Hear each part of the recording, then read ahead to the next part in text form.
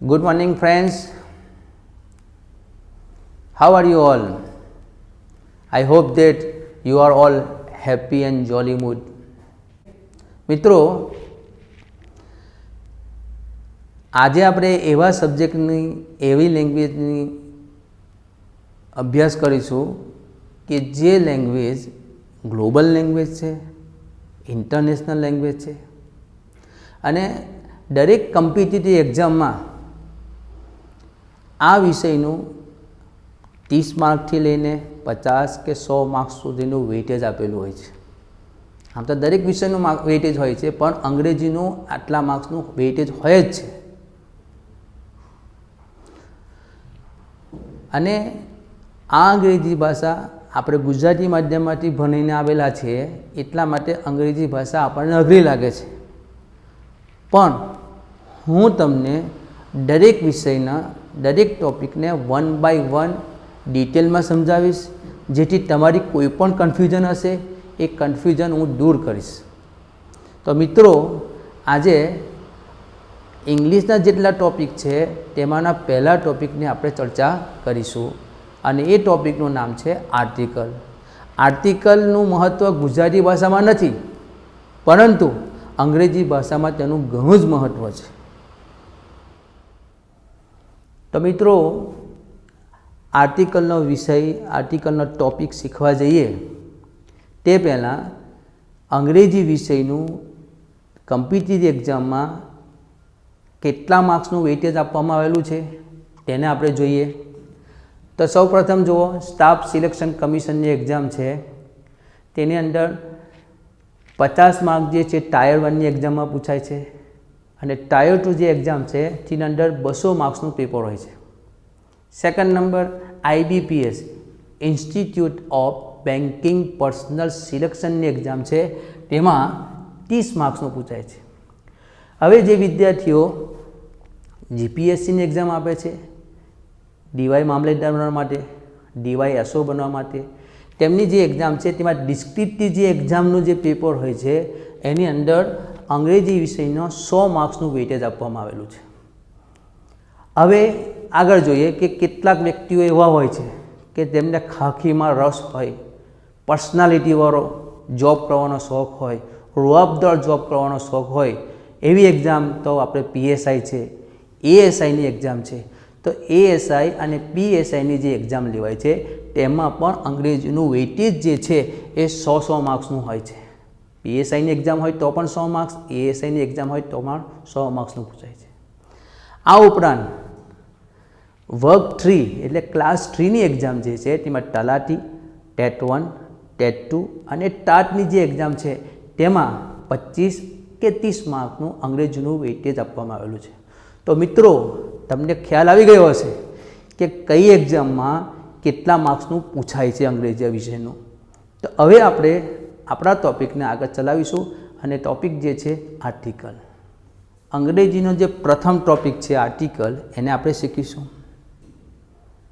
મિત્રો, આર્ટિકલ એમ તો 3 છે, A, N અને ધ, પણ એને 2 વિભાગમાં વહેંચવામાં આવેલા છે.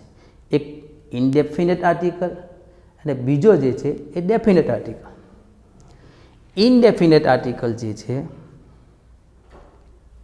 A અને N છે, એકવચનમાં તેનો ઉપયોગ થાય અને તેના ઉચ્ચારના આધારે થાય છે.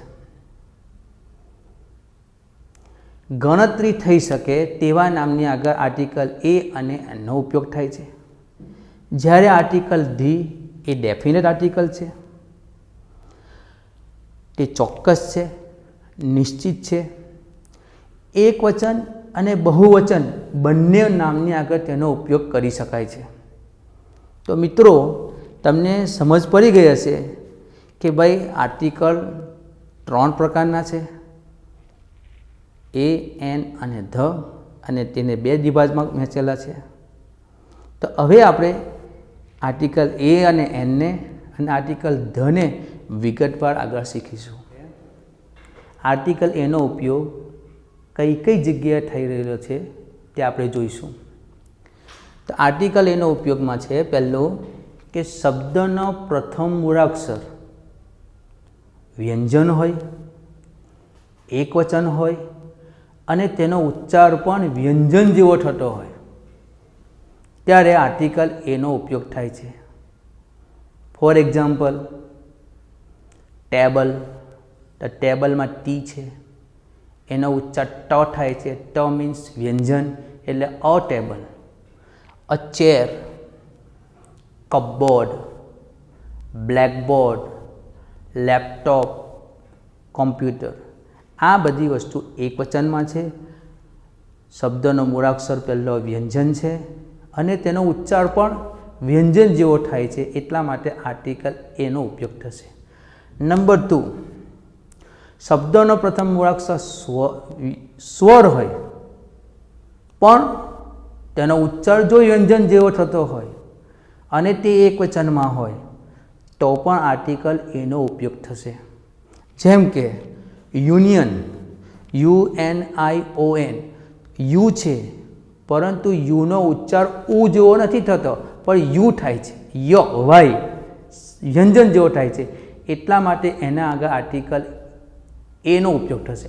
અયુનિયન, એવી રીતે યુનિવર્સિટીમાં અયુનિવર્સિટી, યુનિફોર્મમાં અયુનિફોર્મ. વન વેમાં ઓ છે પરંતુ તેનો ઉચ્ચાર વ થાય છે, વી થાય છે, એટલા માટે આર્ટિકલ એનો ઉપયોગ થશે. One way, one day. European લેંગ્વેજમાં ઈ છે પરંતુ ઈનો ઉચ્ચાર યુ થાય છે, વાય, એટલા માટે ત્યાં પણ આર્ટિકલ એનો ઉપયોગ થશે. Number 3, in the sense of one, એકના જ અર્થમાં જો ઉપયોગ કરવામાં આવતો હોય તો ઉચ્ચાર પ્રમાણે આર્ટિકલ એ વપરાશે. તેમાં એક્ઝામ્પલ છે કે he has been appointed for a year. અહીંયા ઈયર છે, વાય છે અને તેનો ઉચ્ચાર પણ વ્યંજન જેવો થતો હોય છે, એટલા માટે આર્ટિકલ એનો ઉપયોગ થાય. સેકન્ડ નંબર જુઓ, 1000 of kilos make a quintal. અહીંયા ક્વિન્ટલ છે, તેમાં ક્યુ છે, એક વચન છે, એટલા માટે તેનો ઉચ્ચાર પણ એ પ્રમાણે થાય છે, એટલા માટે આર્ટિકલ એનો ઉપયોગ થાય. હવે આપણે એની અંદર આગળ બીજા જે મુદ્દાઓ જે છે એને આપણે વિસ્તૃતમાં ચર્ચા કરીશું. આર્ટિકલ એમાં આગળના મુદ્દાની છણાવટ કરીશું આપણે. તેમાં છે કે ઇનડેફિનેટ પર્સન હોય, અચોક્કસ વ્યક્તિ, વસ્તુ હોય, પદાર્થ હોય, એના નામની એક આર્ટિકલ એનો ઉપયોગ થશે. For example, a stranger came to my house yesterday. A stranger came to my house yesterday. અહીંયા જુઓ અનિશ્ચિત છે અને ઉચ્ચાર પણ વ્યંજન જેવો થતો હોવાને કારણે આર્ટિકલ એનો ઉપયોગ થાય છે. નંબર આગળ જુઓ, ફ્રીક્વન્સી. ફ્રીક્વન્સી એટલે ભાવતાલ. રેટ ભાવ હોય, પ્રાઇસ કિંમત હોય અને તે દર્શાવવી હોય અને તેનો ઉચ્ચાર પણ વ્યંજન જેવો થતો હશે, એક વચન હશે તો જ આર્ટિકલ એનો ઉપયોગ થશે. અહીંયા જો એક્ઝામ્પલમાં બનાનાઝ આર 30 રૂપીઝ અ ડઝન. ડઝન છે પણ અહીંયા ડી એ વ્યંજન છે અને તેનો ઉચ્ચાર વ્યંજન હોવાને કારણે આર્ટિકલ એનો ઉપયોગ થશે. નેક્સ્ટ સેન્ટેન્સ જુઓ કે this magazine appears twice a month. અહીંયા મંથ છે અને મંથમાં એમ એ વ્યંજન છે અને તેનો ઉચ્ચાર પણ વ્યંજન જેવો થતો હોવાને કારણે અહીંયા આર્ટિકલ એનો ઉપયોગ થાય છે. આગળ જુઓ કે સમ એબ્રિવિએશન. એબ્રિવિએશન એટલે સંક્ષિપ્ત રૂપ, ટૂંકા રૂપની આગળ પણ આર્ટિકલ એનો ઉપયોગ થાય અને તે પણ એનો ઉચ્ચાર વ્યંજન જેવો થતો હોય તો. ફોર એક્ઝામ્પલ, અહીંયા BA લખેલું છે, it is the short form of bachelor of arts અને તેનો ઉચ્ચાર બ એ વ્યંજન જેવો થાય છે, એટલા માટે આર્ટિકલ એ વપરાશે. Second, BCom, bachelor of commerce, એમાં પણ આર્ટિકલ એ વપરાશે. થર્ડ છે BSc. BScમાં પણ બી એ વ્યંજન છે, એટલા માટે આર્ટિકલ એનો ઉપયોગ થશે. BPharm, એમાં પણ એ આવશે. BCA, એમાં પણ એ આવશે. ક્લિયર? બધાને સમજ પડે છે? નેક્સ્ટ જુઓ કે એક્સક્લેમેટરી સેન્ટન્સ હોય, ઉદ્ગાર વાક્ય હોય અને તે ઉદ્ગાર વાક્યમાં ઉચ્ચાર જો વ્યંજન જેવો થતો હશે તો આર્ટિકલ એનો ઉપયોગ થશે. ફોર એક્ઝામ્પલ કે what a fine actor Shri Sushant Singh Rajput was. અહીંયા જુઓ ફાઇન છે, બરાબર, અને એ ફાઇનના પહેલાં આર્ટિકલ એનો ઉપયોગ થયો છે. એટલા માટે થયો છે કે એફ એ વ્યંજન છે અને તેનો ઉચ્ચાર વ્યંજન જેવો થતો હોવાને કારણે આર્ટિકલ એનો ઉપયોગ થયો છે.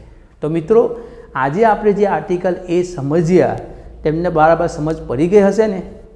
હવે પછી નેક્સ્ટ લેક્ચરમાં આપણે આર્ટિકલ એન ઇનડેફિનેટ આર્ટિકલ શીખીશું.